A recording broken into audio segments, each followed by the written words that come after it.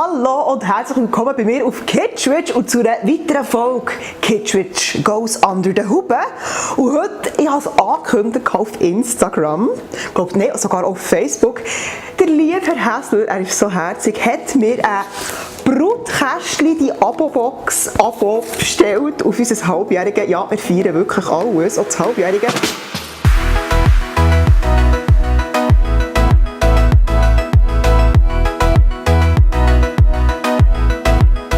Für mich hat er jetzt ein halbjährlich, also 6 Monate bestellt. Man kann dort auch ein 12-monatiges Abo bestellen.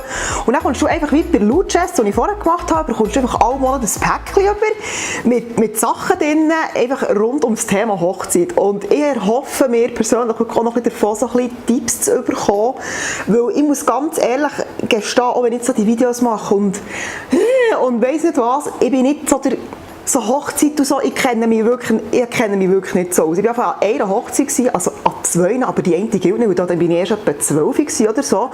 Und die letzte, das ist so, ein bisschen, so das erste Mal so ein bisschen, so, ich war noch Trauzeugin gewesen.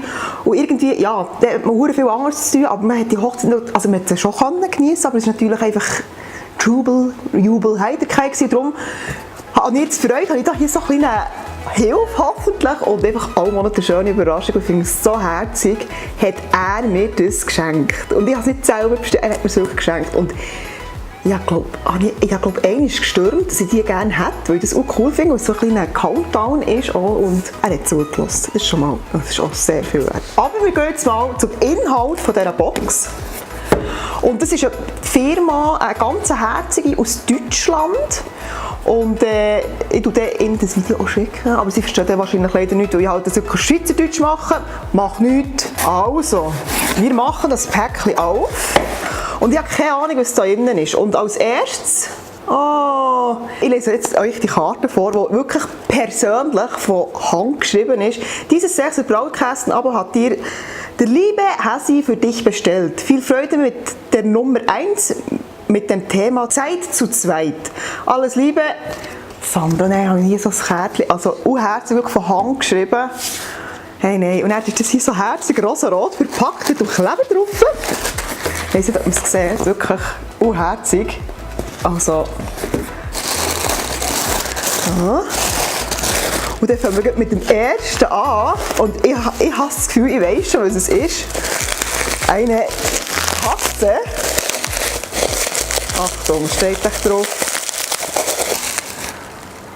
Oh, glückliche Braut. Eine Tasse nur für mich alleine. Hey, hure cool.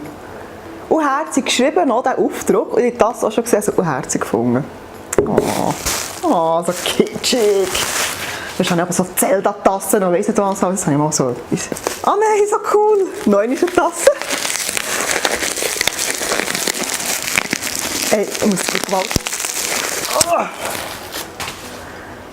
Und stolzer Bräutigam, so heiß. Er wird sicher mega Freude haben. Er nimmt das mit ins Büro. Kitschnudeln. So. Die ersten 2 Geschenke. Love is in the air. Vielleicht seht ihr es von hier aus. Ich habe jetzt ganz viel so Konfetti oben drin. Und dann kannst du es dann so aufstossen und dann explodieren die Konfetti. Und das mache ich nicht da drin, weil es scheisst mir schon Schwarzstaubsauger. Aber das ist eine ganz herzige Idee. Und man könnte die, glaube ich, sogar selber machen. Love is in the air. Mega coole Idee. Zum Beispiel finde ich es auch eine coole Idee.